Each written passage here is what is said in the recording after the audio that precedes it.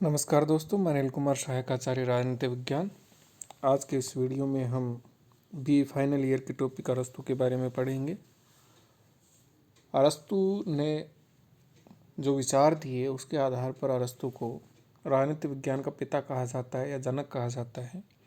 तो आज का हमारा टॉपिक यही है कि राजनीति विज्ञान का पिता अरस्तू को क्यों कहा जाता है, उसका जनक उसे क्यों कहा जाता है।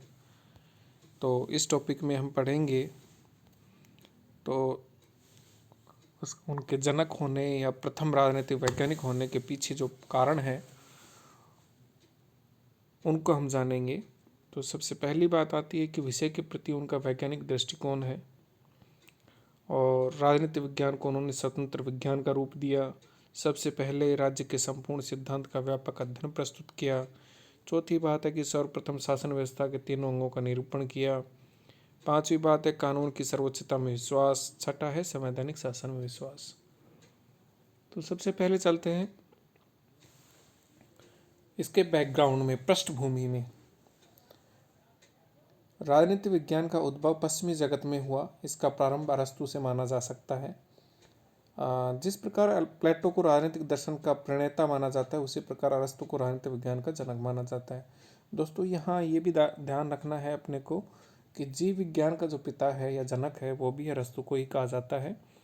तुलनात्मक राजनीति का जो पिता है वो भी अरस्तू को ही कहा जाता है। अरस्तू के पूर्व प्लेटो ने राजनीति पर विचार किया था, किंतु उसका संपूर्ण ज्ञान कल्पना पर आधारित था।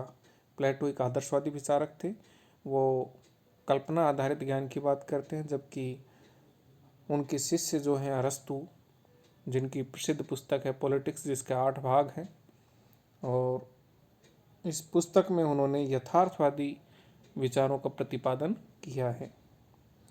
अरस्तू के पूर्व राजनीतिक चिंतन तो था, परंतु राजनीति कोई विज्ञान नहीं था, अपितु ये किसका अंग था? दर्शन शास्त्र का अंग था। राज्य विषयक चिंतन तथा राजनीति विज्ञान को स्वतंत्र विज्ञान का पद प्रदान करने का श्रेय अरस्तू को है। इसी कारण मैक्सी ने कहा है कि अरस्तू को प्रथम राजनीतिक वैज्ञानिक, फर्स्ट पॉलिटिकल साइंटिस्ट की संज्ञा देते हैं। अरस्तू की पद्धति और उसके दर्शन में निहित सार्वभौम तत्व उसे राज्य दर्शन के इतिहास में प्रथम वैज्ञानिक विचारक के रूप में प्रतिष्ठित करते हैं। सर्वप्रथम आगमनात्मक पद्धति यानी इंडक्टिव मेथड का प्रयोग, फिर विश्लेषणात्मक पद्धति एनालिटिकल मेथड, साथ ही पर्यवेक्षणात्मक पद्धति ऑब्जर्वेशन जो मेथड है वो भी इन्होंने यूज किया, और साथ ही तुलनात्मक यानी कंपैरेटिव पद्धति का प्रयोग भी प्लेटो के शिष्य अरस्तू के द्वारा किया गया, जो कि यथार्थता और व्यवहारिकता पर बल देती है। अरस्तू राजनीति विज्ञान का जन्मदाता और विकासकर्ता भी था। उसके द्वारा प्रस्तुत विचार आज भी प्रासंगिक हैं, व्यवहारिक हैं। अरस्तू ने विषय के प्रति वैज्ञानिक दृष्टिकोण अपनाया। अपने महानतम ग्रंथ पॉलिटिक्स में सर्वप्रथम पर्यवेक्षण आधारित तुलनात्मक पद्धति का सहारा लिया।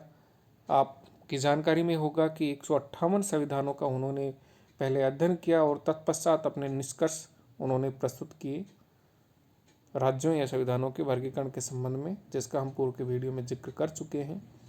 राजनीति विज्ञान को स्वतंत्र विज्ञान का रूप देना अरस्तू की महत्वपूर्ण देन है। प्लेटो में राजनीति और नीति शास्त्र मिश्रित हैं। प्लेटो का जो अध्ययन है उसमें राजनीति के साथ साथ नीति शास्त्र भी मिश्रित है, और एक तरीके से ये राजनीति शास्त्र था, ये दर्शन शास्त्र का अंग था।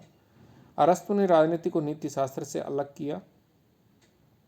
सबसे पहले राज्य के संपूर्ण सिद्धांत का व्यापक रूप में अध्ययन अरस्तू ने किया। राज्य के उत्पत्ति और विकास से लेकर उसके स्वरूप, संविधान, नागरिकता, कानून तथा क्रांति आदि सभी महत्वपूर्ण विषयों पर विस्तृत विवेचन अरस्तू महोदय के द्वारा किया गया, और इनका जो स्पष्ट विवरण है वो प्लेटो के दर्शन में हमें उपलब्ध नहीं हो पाता है। अरस्तू का मानना था कि राज्य एक प्राकृतिक संस्था है, व्यक्ति एक राजनीतिक प्राणी है। अरस्तू ने सर्वप्रथम शासन व्यवस्था के तीनों अंगों अर्थात नीति निर्धारक, प्रशासकीय और न्यायिक कार्यों के लिए अलग अलग संस्थाओं का निरूपण किया। अरस्तू कानून की सर्वोच्चता में विश्वास करता है। प्लेटो के सर्वाधिक विवेक संपन्न व्यक्तियों द्वारा शासन के स्थान पर वह नियमों और कानूनों की श्रेष्ठता में विश्वास करता है। अरस्तु विधि के शासन की बात करते हैं। आगे जाकर जैसे एवी डायसी ने प्रमुखता से स्थान दिया है और विधि के शासन की बात करते ब्रिटेन के विद्वान हुए हैं एवी डायसी। तो जो विधि के शासन की बात है वो अरस्तु के विचारों में ही दृष्टिगोचर होती है। सबसे पहले प्लेटो के सर्वाधिक विवेक संपन्न व्यक्तियों द्वारा शासन के स्थान पर वह नियमों और कानूनों की श्रेष्ठता में विश्वास करता है। अरस्तु कानून की सर्वोच्चता तथा संवैधानिक शासन में विश्वास के कारण उसे संविधानवाद का जनक भी कहा जाता है।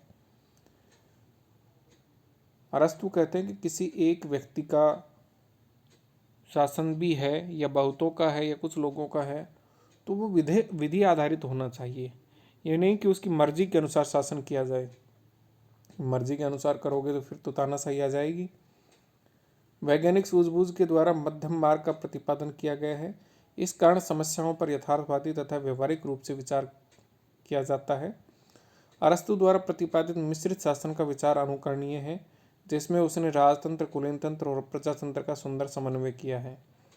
लोक कल्याणकारी राज्य का भी प्रवर्तक अरस्तु है, जब वह कहता है कि राज्य का जन्म जीवन के लिए हुआ है तथा शुभ और सुखी जीवन के लिए उसकी निरंतरता बनी हुई है। राज्य में न्याय और शिक्षा को पर्याप्त महत्व दिया गया है। किसी सुसंस्कृत समाज के लिए न्याय सर्वाधिक महत्वपूर्ण है। राज्य के नागरिकों में संविधान और राज्य के प्रति निष्ठा उत्पन्न करने में शिक्षा का महत्वपूर्ण स्थान है। हम कह सकते हैं कि सभी तत्वों पर विचार करें तो स्पष्ट है कि अरस्तु प्रथम राजनीतिक वैज्ञानिक और राजनीतिक विज्ञान का जन्मदाता है। वैज्ञानिक पद्धति का प्रयोग जो आज भी प्रासंगिक है, उसने जिन विषयों पर विचार किया तथा अपने सिद्धांत दिए वे आज भी कमोबेश उसी प्रकार से विद्यमान हैं। तो इन आधारों के ऊपर हम मान सकते हैं कि अरस्तु राजनीतिक विज्ञान के जनक है। आगे कुछ और भी बिंदु हैं जो ये इंगित करते हैं, बतलाते हैं कि अरस्तु को राजनीतिक विज्ञान का जनक क्यों कहा जाता है। जैसे कि 7वां हमारा बिंदु है, वैज्ञानिक सूझबूझ के द्वारा उन्होंने मध्यम मार्ग का प्रतिपादन किया। किसी भी तरह की अतिवादिता से अरस्तु महोदय बचना चाहते थे, भले ही वो यथार्थवाद की अतिवादिता हो या आदर्शवाद की। उन्होंने मध्यम मार्ग अपनाया है। और इसी से जुड़ा हुआ दूसरा बिंदु है, 8वां बिंदु है हमारा, मिश्रित शासन का विचार। एक सबसे बढ़िया जो शासन वो मानता है वो है पॉलिटी, बहुतों का शासन हो और उसका स्वाभाविक जो रूप है वो है पॉलिटी। जब अच्छे सोच के साथ जनहित के कार्य के लिए बहुत सारे लोगों द्वारा शासन किया जाता है तो वो पॉलिटी कहलाता है और इसमें विधि का शासन होता है। तो ये मिश्रित शासन का विचार अरस्तु ने सबसे पहले दिया। और अगर ऐसा शासन रहता है तो क्रांति की संभावना नगण्य हो जाती है, क्षीण हो जाती है। क्रांति को रोकने के लिए अरस्तु के द्वारा यही विचार प्रतिपादित किया गया है कि मिश्रित शासन व्यवस्था होनी चाहिए, तभी क्रांति से हम बच सकते हैं। अगला बिंदु है लोक कल्याणकारी राज्य का प्रवर्तक है, ये हमने देख ही लिया। अगला बिंदु है राज्य में न्याय व शिक्षा को पर्याप्त महत्व देते हैं अरस्तु महोदय। अब एक बात और है कि आगमनात्मक जो पद्धति है उसका अनुसरण प्लेटो के शिष्य अरस्तु के द्वारा किया गया है। प्लेटो निगमनात्मक पद्धति अपनाते हैं जबकि उनके शिष्य इसके विपरीत आगमनात्मक पद्धति का अनुसरण करते हैं। तो इसमें दोस्तों ये तो हमारे 10 बिंदु हो गए जिनकी वजह से राजनीतिक विज्ञान का जनक अरस्तु को माना जाता है। इसके अलावा भी हम और विस्तृत तरीके से इसको देखें तो पाएंगे कि सबसे जो पहली बात निकल के आती है वो ये है कि आगमनात्मक पद्धति का अनुसरण अरस्तु ने किया। इसमें क्या खास बात थी? अधिकतर विद्वानों ने अरस्तु को राजनीति शास्त्र के क्षेत्र में आगमनात्मक विधि के प्रणेता के रूप में स्वीकार किया है। इस विधि की विशेषता यह है कि इसमें विचारक जो कुछ देखता है या जिन ऐतिहासिक तथ्यों की खोज करता है उनका निष्पक्ष रूप से बिना अपनी किसी पूर्व धारणा के अध्ययन करता है और इस अध्ययन के फलस्वरूप जो कुछ भी निष्कर्ष निकलता है उसमें वैज्ञानिकता का पुट होता है। इस दृष्टि से अरस्तु ने अपने समय में प्रचलित 158 संविधानों का अध्ययन किया और उस अध्ययन के संदर्भ में निकले निष्कर्षों के आधार पर ही राज्य के सिद्धांतों का प्रतिपादन किया। मोटी सी बात यह है दोस्तों कि जो आगमनात्मक पद्धति है उसमें पहले तथ्य जुटाए जाते हैं, उन तथ्यों का अध्ययन किया जाता है, विश्लेषण किया जाता है और उनका अध्ययन और विश्लेषण के बाद निष्कर्ष निकाला जाता है। तो ये एक तरीके से वैज्ञानिक पद्धति है।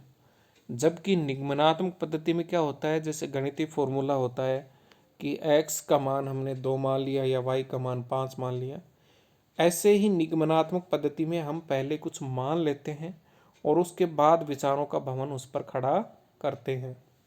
जैसे प्लेटो हैं, वो ऐसा ही करते हैं, गणितीय शैली अपनाते हैं, निगमनात्मक शैली अपनाते हैं और वो कहते हैं कि, एक उदाहरण देता हूँ मैं प्लेटो का, कि मानवीय आत्मा होती है, उसमें 3 तत्व होते हैं और उन 3 तत्वों के आधार पर समाज में 3 वर्ग बनते हैं और प्रत्येक व्यक्ति के द्वारा अपना नियत या निर्दिष्ट कार्य जब किया जाता है तो वह न्याय कहलाता है। तो इसी के ऊपर, इस विचार के ऊपर कि मानवीय आत्मा होती है, इसके ऊपर ही उन्होंने अपने विचारों का भवन खड़ा कर दिया। तो पहले उन्होंने माना और उसके बाद उसको साबित किया है अपने विचारों के माध्यम से। तो ये निगमनात्मक शैली है।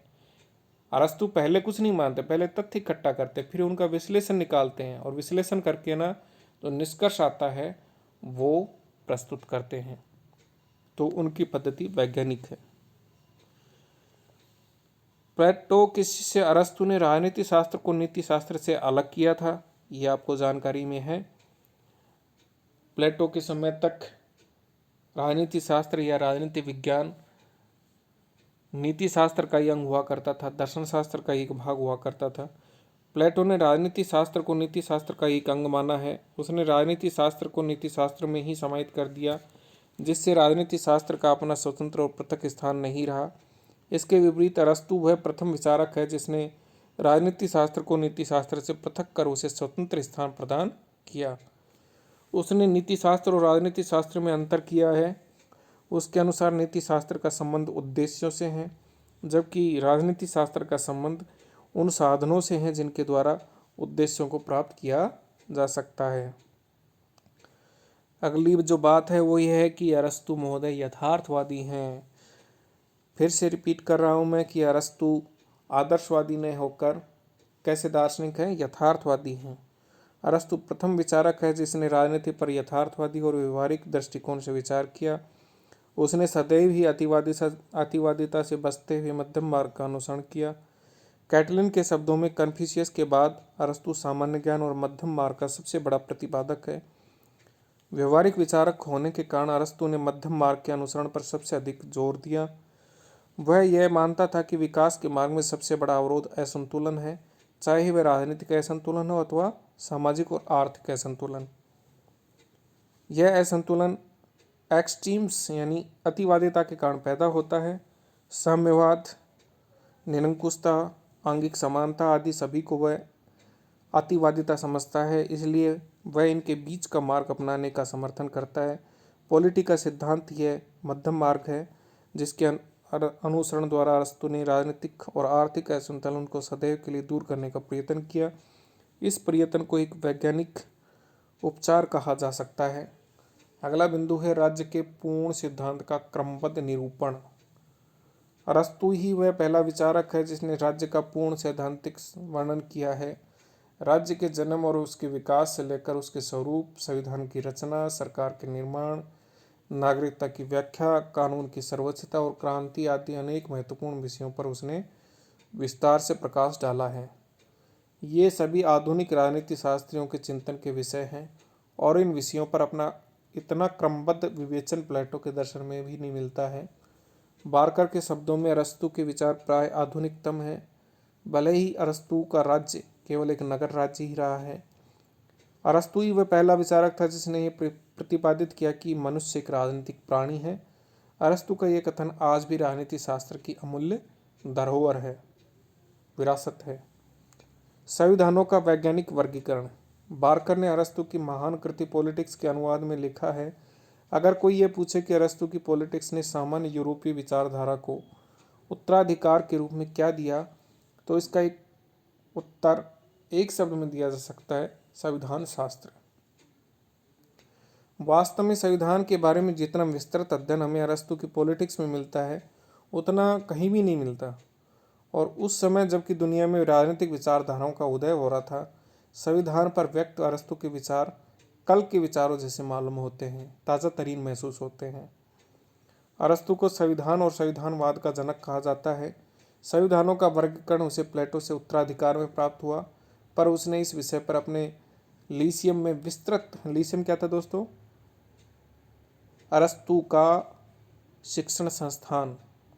यहाँ पर आप ये भी ध्यान रखें कि प्लेटो का जो शिक्षण संस्थान था उसका नाम था अकादमी, और अरस्तु का जो शिक्षण संस्थान था उसका नाम था लीसियम। और इस लीसियम में उन्होंने संविधानों का व्यापक अध्ययन किया और इस प्रकार से प्लेटो के सैद्धांतिक विवेचन पर अपनी अनुसंधानिक पुष्टि कर दी। संविधानों और राज्यों का वर्गीकरण इसलिए मूल रूप में अरस्तु के नाम से के साथ जोड़ा जाता है। संविधानों का अध्ययन आधुनिक राजनीति विज्ञान का प्रमुख विषय है और समूचा राजनीति शास्त्र इसके लिए अरस्तु का ऋणी है। अगली जो बात आती है कि अरस्तु को राजनीति विज्ञान का जनक क्यों कहते हैं, तो इसमें जो महत्वपूर्ण बात है वो ये है कि नागरिकता की व्याख्या जो है वो भी अरस्तु के द्वारा सबसे पहले की गई। अरस्तु द्वारा नागरिकता की जो व्याख्या की गई है वह राजनीति शास्त्र के लिए बहुत सहायक और आधुनिक नागरिकता की परिभाषा को निर्धारित करने में मार्गदर्शक सिद्ध हुई है। नागरिकता संबंधी विषय के अध्ययन के लिए आगे चलकर विद्वानों ने अरस्तु के मूल विचारों को ही आधार बनाया। नागरिकता का विचार अरस्तु की एक मौलिक देन है जिसके लिए राजनीति शास्त्र उसका सदा ऋणी रहेगा। अरस्तु ने विधि की सर्वोच्चता की भी दोस्तों बात की है। मैंने आपको बताया कि विधि के शासन की जो आगे जाकर विस्तृत या विशद विवेचना किसने की है? A.V. डायसी, जो ब्रिटेन के विद्वान हैं, उन्होंने की है। तो उसकी जड़ें हमें अरस्तु के दर्शन में, अरस्तु के विचारों में देखने को मिलती हैं। तो ये सब कारण हैं जो अरस्तु को राजनीति विज्ञान का जनक या पिता कहने के लिए पर्याप्त हैं। धन्यवाद दोस्तों। आगे के वीडियो में हम अरस्तु के संबंध में अन्य विचारों का अध्ययन करेंगे।